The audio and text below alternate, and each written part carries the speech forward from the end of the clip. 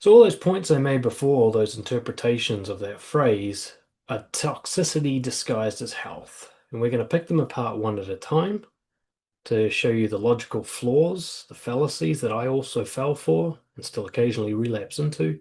Then we're going to look at an alternative way of interpreting what a healthy relationship is and how to behave differently according to that interpretation.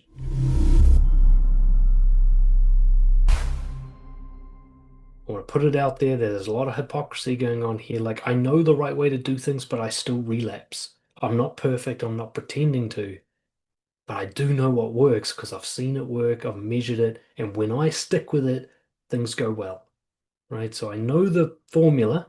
I'm just not always totally 100% on board with it. So let's pull apart some of the logical problems.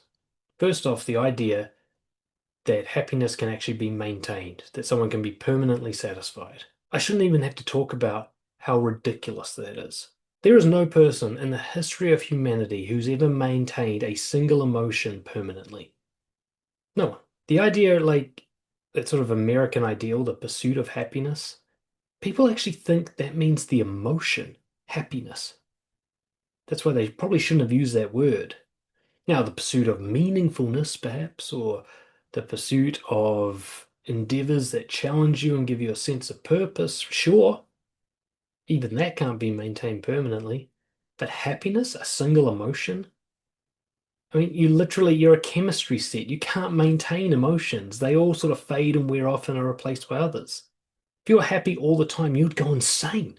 Can you imagine being happy at a funeral? Imagine being happy when you're stuck at traffic and you're missing an important meeting that, it's going to cost you like millions of dollars. It doesn't even make sense to be happy in those situations. It would actually be counterproductive. In certain situations, you got to be angry. You got to be sad.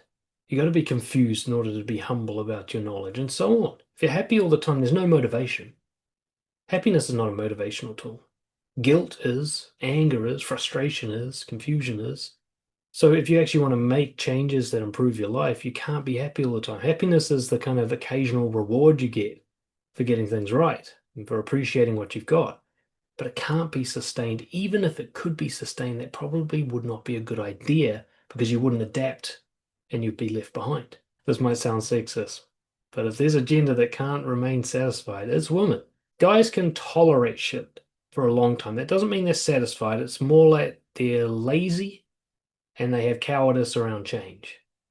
Women don't have that laziness. They hate shit that's dissatisfying, and they tend to make a noise about it. I'm being very general and sexist here. But the idea that a man could keep a woman happy permanently is one of the most ludicrous notions ever put forward in the history of humanity. It's just stupid. So happy wife, happy life, right out of the gate, is literally impossible. An extension of this toxic fallacy is the idea that the relationship strength is based on happiness. So that if your wife's happy, the relationship is good. Well, she could be happy while she's cheating on you. Does that mean the relationship's good? She could be happier with her friends than she is coming home to you. Does that mean the relationship's good? Happiness can lead to boredom. If everything's going well all the time, it actually creates more dissatisfaction than when you've got real problems to solve and you feel like you're kind of challenged. Relationships for attraction, for fun, for a sense of vibrancy, they need tension, all right? There needs to be disagreement. There needs to be a bit of push and pull. There needs to be a range of feelings. So one of the greatest lessons I ever learned about women is they need to have a range of emotions in your presence to be attracted to you.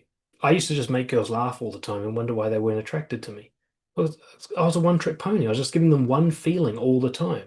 Now, it's not that they didn't enjoy that feeling, but eventually they'd walk away and get some other feelings from someone else because they can't just have one. Nobody can. So me being funny all the time, I only provided like 10% of what they needed emotionally. I wasn't challenging or interesting or aggravating or any of the other things they need to actually sense a connection with somebody, right? To be affected by somebody. And you know it yourself. If you've been spending a long time making someone else happy, you've lost your own. You're not vibrant anymore. You're not alive anymore. You're empty. You're a shell. You know this. You know this feeling. How could that possibly be healthy? How could half of the relationship be an empty shell and think that that's going to go well in the future? Only the most unhealthy women appreciate being spoiled. It is impossible to be constantly grateful for always getting things your way. It's not possible to maintain a sense of gratitude. Human beings always reset the baseline. The more you give them, the more they want. This isn't gender specific. All people are like this. The person that was complaining about earning 10 grand last year is going to be complaining about earning 100 grand this year because the baseline just keeps resetting.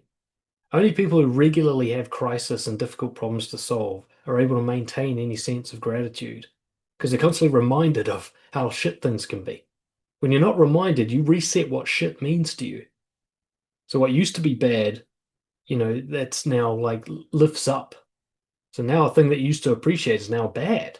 A thing you used to think was good is now a failure because the baseline keeps moving. So if you keep giving, giving, giving, all you're doing is raising their baseline, and at some point it's going to get to a level that you can't match, probably quicker than you could imagine. And then you're just going to annoy them, and they're going to feel like you don't deliver because you set the expectations too high. It also makes you decentralized. There's no core to you. You're too flexible, too available. There's nothing for them to grab onto and go, that's where my man is. It's like he's anywhere I want him to be. Who is that? It's nothing. It's no one. It's a ghost, wind. There's nothing to cling to there. You can't be trusted if you don't have a spine. If you say yes to everything, she doesn't know what you actually want. She knows that some of it must be a lie. She knows that you're sacrificing yourself. She's smart enough to know that nobody agrees to everything all the time, that you couldn't possibly have all the same preferences as her. And yes, she might still let you do it, but she's resenting you as well. The main thing is when you say yes all the time, it's impossible to respect you.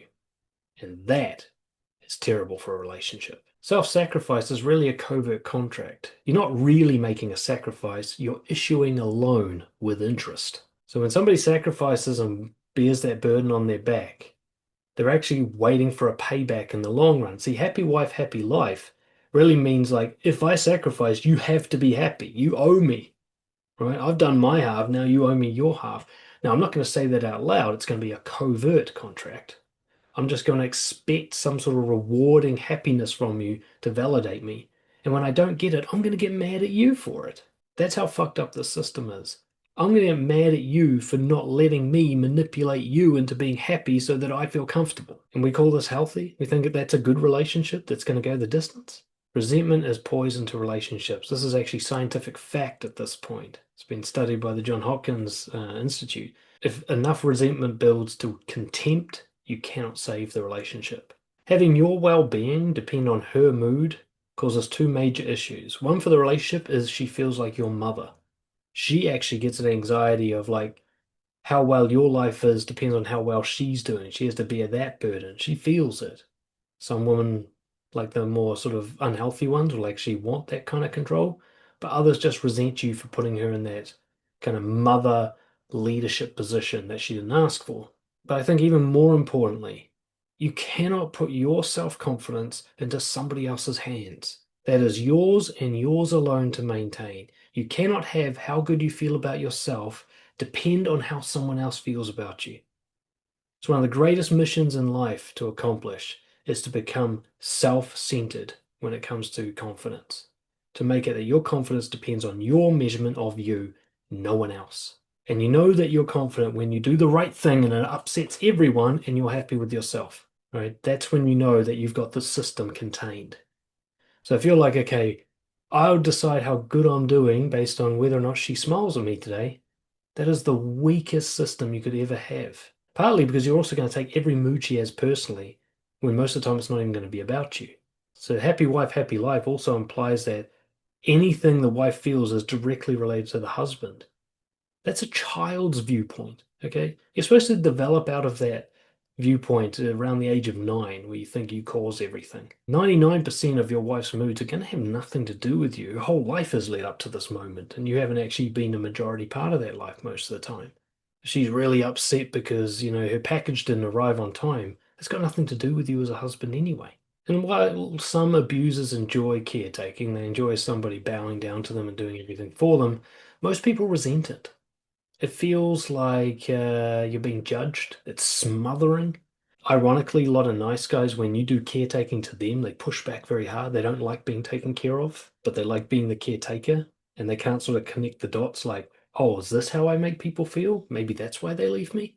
And if nothing else, just plain old annoying to be treated as weak and fragile and to have someone like tiptoeing around you like, are you okay? Is everything all right? Only the sickest people enjoy that. Now, you get into long-term patterns, it seems like she always accepts this, but she's probably actually trying to relieve your burden. She's like, okay, I'll just fucking show him that I'm happy so he'll calm down. And you guys get into like a feedback loop that's really unhealthy. As I often say, a long sentence still means you're in prison. Stop thinking that because somebody else's relationship has gone for a long time that they are automatically wise, that they automatically have good advice on how to run a relationship. Doesn't mean that they don't, but longevity is not actually a factor that has any sort of significance. Terrible relationships can go to the death. It's happened many, many times. And sometimes it's very healthy to end a relationship, that actually that was a healthy move as part of a healthy process, that a relationship only had 2 good years and then it should stop because the people changed in some way. So quite often somebody getting divorced actually has some good advice about what they should have done differently and so on. Whereas people staying together, they have to reconcile their decisions. So if someone's staying with the wrong partner and they know it, they won't admit that. They'll talk themselves into believing that they're actually doing the right thing, and then they'll pass that on as wisdom to try and get validation.